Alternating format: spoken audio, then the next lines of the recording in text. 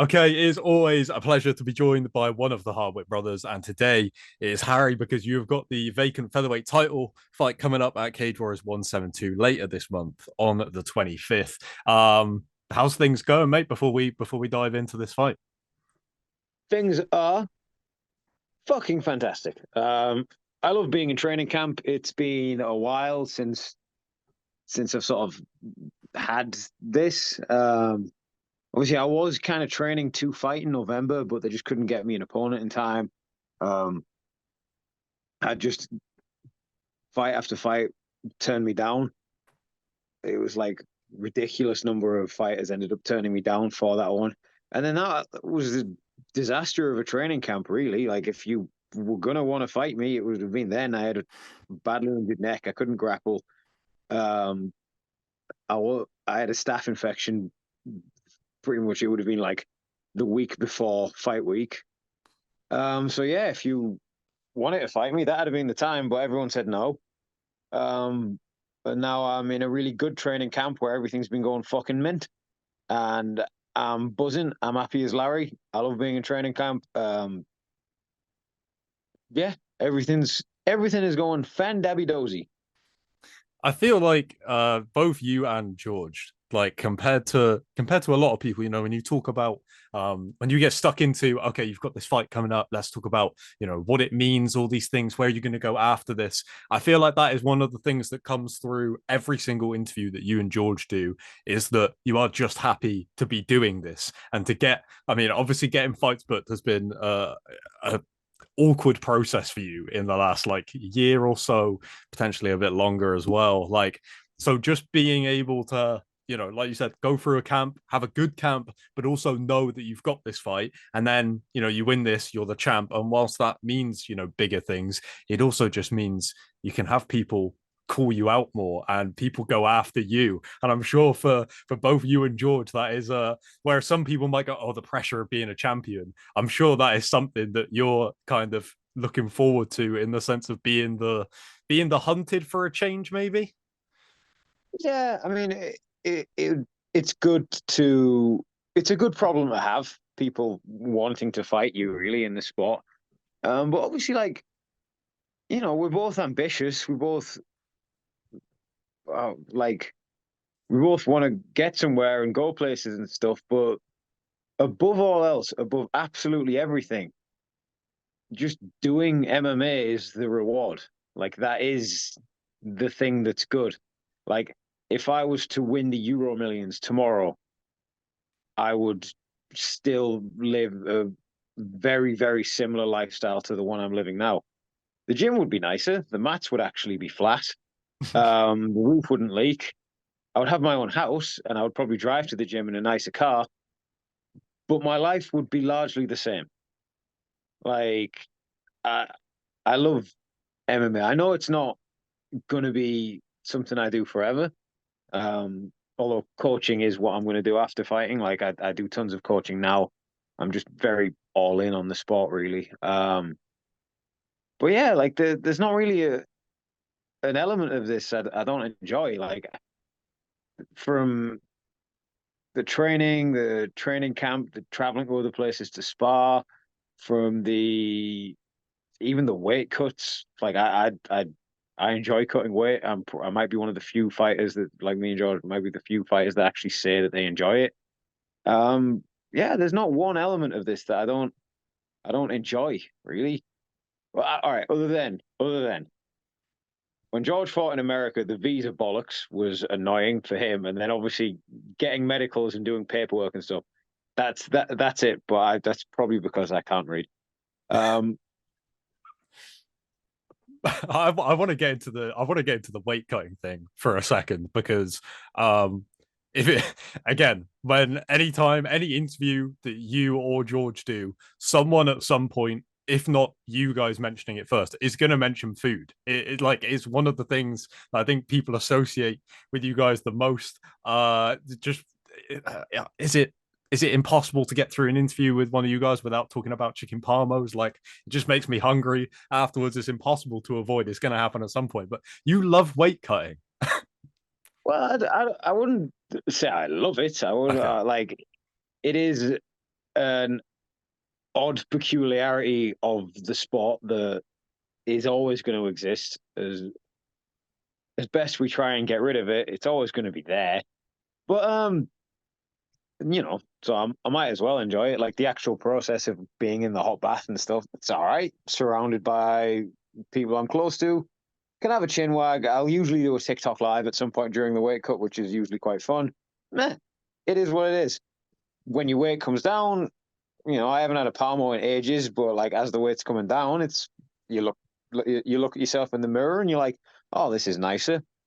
Um, you feel good when you're a bit lighter and you've got a bit less fat on you. There's lots to take from the process of getting down to fight weight and then cutting the weight. That is a positive and it's enjoyable. Obviously, I do miss palmos at the minute. I haven't had one in a while. Probably will be a little while before I have one. But it's not like the end of the world.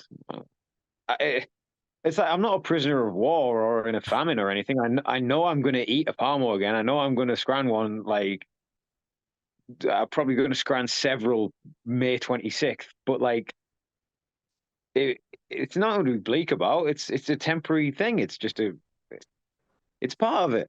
Like I can't mourn. I have got an actual nutritionist. I think he's actually a full on dietitian for this fight. Doctor Sean Aspinall on board this one, making just the process of losing the weight before the cut considerably easier. So yeah, I don't know. I can't complain. To talk about this fight in particular, of course, title fight, all of that. But I think one of the biggest things, for you at least, will be the fact that you're getting to fight up north, right? A bit closer to home. I know that you fought in Manchester before, right? But this is, oh, have you? I know George has, but I'm trying to think. It was George who fought in Manchester. Again, I was trying to fight in Manchester.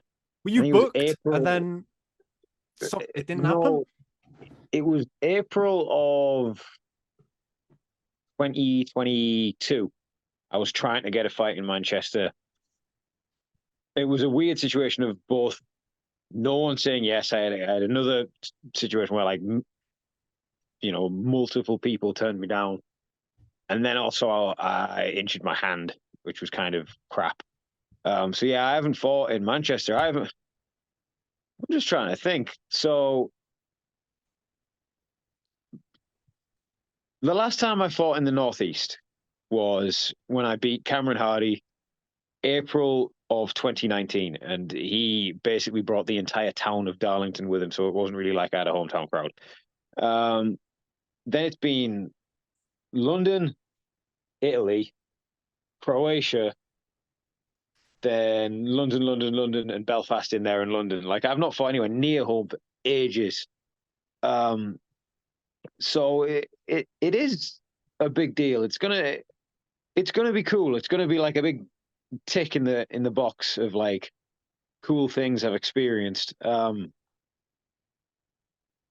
Like the venue as well, I think is like perfect size for Cage Warriors, and I think it's just a good size where it's like it's big, it's an arena, but it's still like, got that little bit of intimacy about it. Like I like the O2, I like fighting in the Indigo because there is that sort of intimacy with it where the crowd's quite close. It's all a bit crammed in, and even the cage is smaller, which I massively prefer. But I'm not going to get that come the 25th. But it's all good.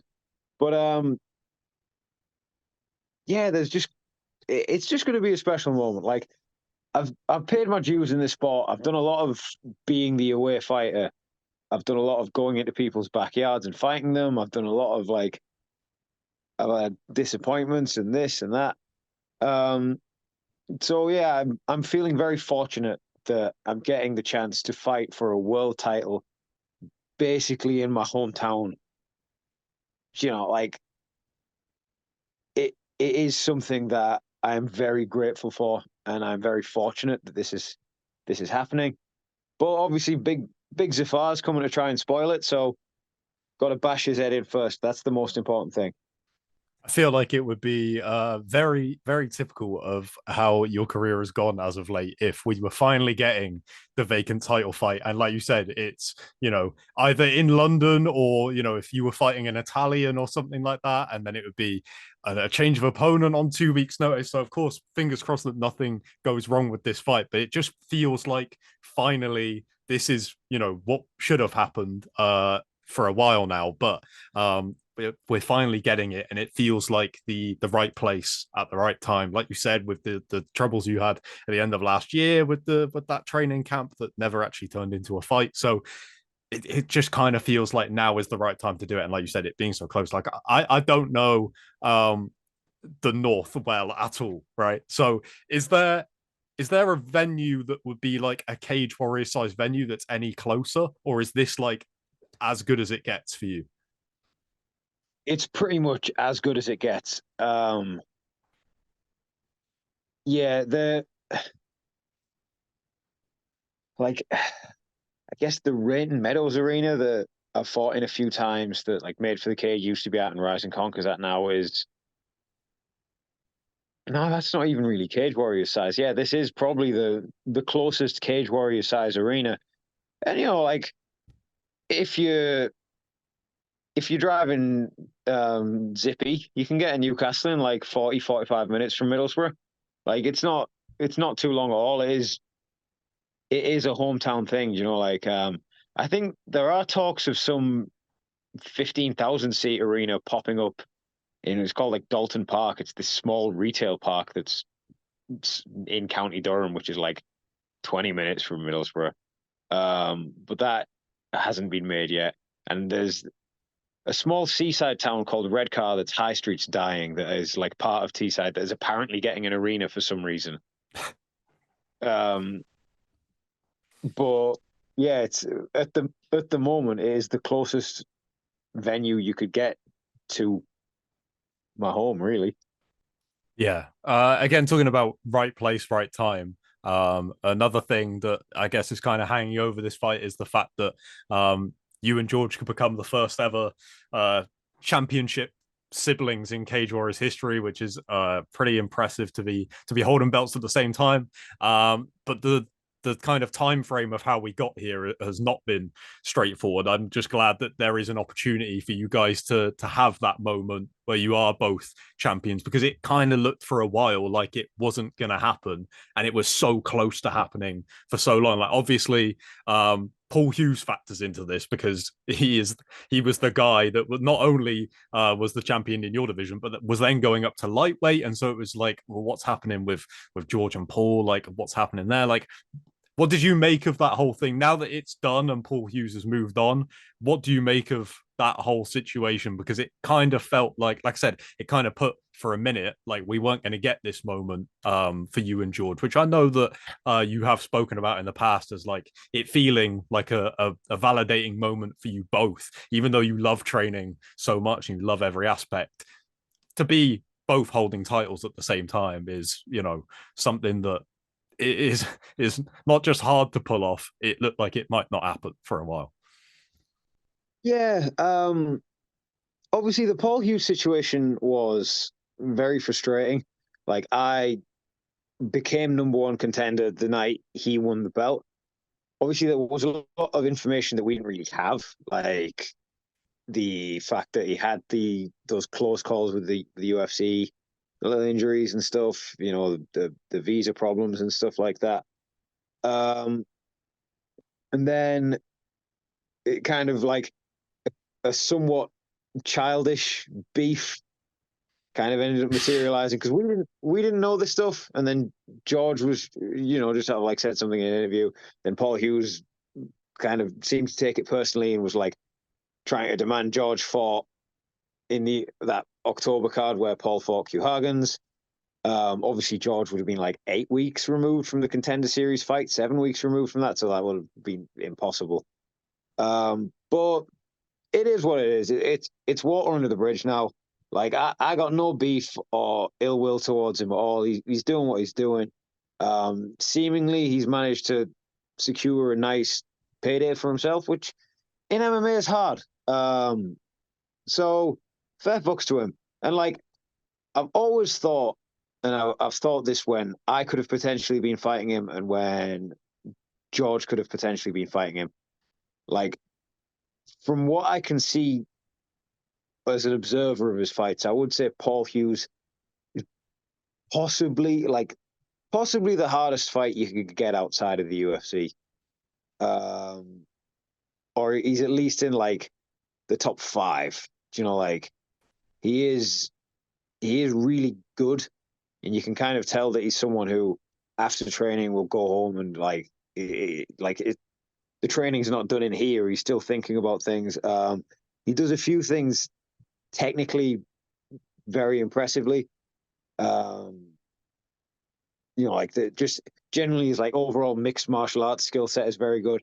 And again, I think just the skill set at that gym, that kind of like fundamental base level skill set that Fight Academy Ireland have, it's very similar to the stuff that Abdul has instilled in us. So there's like a respect there for him. I ain't going hate on someone who's doing the same thing as me if they're training and they're enjoying it. We're not going to fight. It is what it is. It's water under the bridge. George actually did say I might actually start watching PFL now.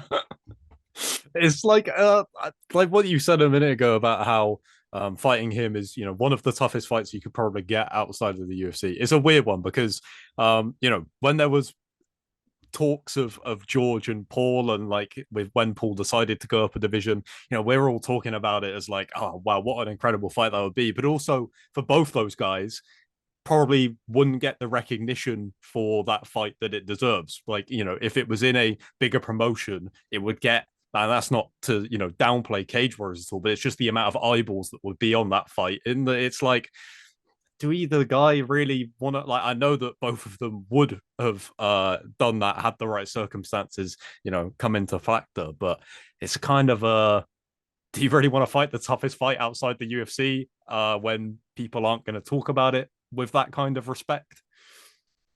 There's an element of that. And then there's just thinking like George versus Paul Hughes could be a main event, like maybe not a UFC pay-per-view main event, but like that is UFC main event worthy in my humble opinion. But it didn't happen. It'll never happen. So it is what it is. I do hope Paul does well in pardon. I do hope Paul does well in PFL. Um, I'm glad that the belt is vacant and the division is moving on, but we didn't have the info at the time that like we kind of just thought he was sitting on the belt and hoping for the best that the UFC would sign him. Because like on the outside, that is kind of what it looks like. But obviously, in this sport, there is always a lot of other business shit going on that you can't see. Yeah. Yeah, it was a strange time. I think that since he's been kind of speaking about it a lot more, like you said, context that maybe we didn't have originally, that kind of made things a little bit more confusing at the time. Speaking of George quickly, how is he at the moment? I know that he's been kind of keeping people up to date, but has he been able to be a part of the camp too much? I'm sure that he would have helped just as a coach of yours in the way that you are for him. But I'm not too sure what the progress is like. I imagine I saw him in London. Was it when you guys were out there to support Leon? Was that Manchester? That was Manchester, right? Manchester, And yeah, yeah. he said that he would be back to contact in like a month or 6 weeks or something like that. So yeah, how's he getting on? He's getting on fucking fantastic, really. Just doing what he can, done shitloads of strength training, um, done a lot of like low impact cardio stuff. But excuse me, pardon. um, but he's doing good. So he had the 6 weeks post surgery thing where they took the wire out and they've just left the plates in his jaw. And the doctor said 12 weeks post surgery is the safest to leave it until contact again. He's known rugby players who've just jumped back on the pitch after 6, but he wouldn't recommend that. George at the minute is, he's doing some higher impact stuff. So obviously he's hitting the bag and shit. He's holding pads again. He is drilling. and he's demonstrating a lot more in the classes again. But where the muscles in his jaw have kind of atrophied, he doesn't want to risk like a dislocation or anything while the muscles and the ligaments are weaker. So he's still training those muscles back up, and he's kind of just easing his way back into things. However, he is still really quick. He is still in really good shape. He's technically still really sharp. So that could potentially be. I think we're both kind of keeping an eye on the Manchester card at the end of July for George's return. Like, he is in good shape. I don't think he'll have lost a step. In fact, I think he'll have gained something. The amount of just the sheer amount of strength training and mobility work and shit like that he's been able to get in, and just the amount of observation. Like, he's been doing a lot more watching of the sport. Obviously, in my camp, he hasn't been able to spar with me, and he hasn't been my sort of main pad holder at the minute. I've recruited Joe Fields and kind of trained him up on that. But he's been there in a different capacity. He's been able to watch basically all my rounds at the minute. He's been able to watch all my rounds instead of him having his own training to sort out. He's kind of just got his strength training done, and then when I'm training, he can kind of watch and observe, give pointers, like mention little things, make observations that he wouldn't have necessarily been able to make. So he's still been very much there. Like, he has still been a massive part of this camp, just a slightly different part than he normally would be.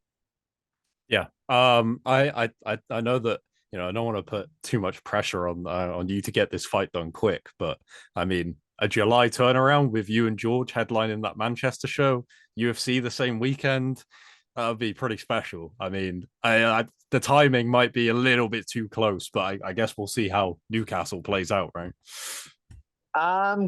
Generally, if George is fighting on something at the minute, like these Cage Warriors title fights, 5 rounds, there's all this stuff, we're probably not going to do the same card, but I am going to stay in shape around that fight week, the fight week of UFC Manchester. I'm going to stay in as damn good shape as I can be around that. And I'm not going to let my weight get out of control, because when opportunity comes a knocking, gotta go. Yeah, that makes a lot of sense. The final thing I wanted to mention, we kind of spoke about it a little bit before I hit record, but I did see you've been dabbling in commentary a little bit here and there. And I saw the post where you were mentioning that if people want you to do it more, to reach out to you and stuff like that. Like, how have you found that? Would does George has George ever done it? Because I feel like you two on commentary together, from just people that have seen your social media stuff, I feel like would be incredible to watch. But either way, I think it's wicked that you're doing it anyway. And yeah, what's the kind of plans going forward with that, or is it just as and when you can? It's kind of as and when I can.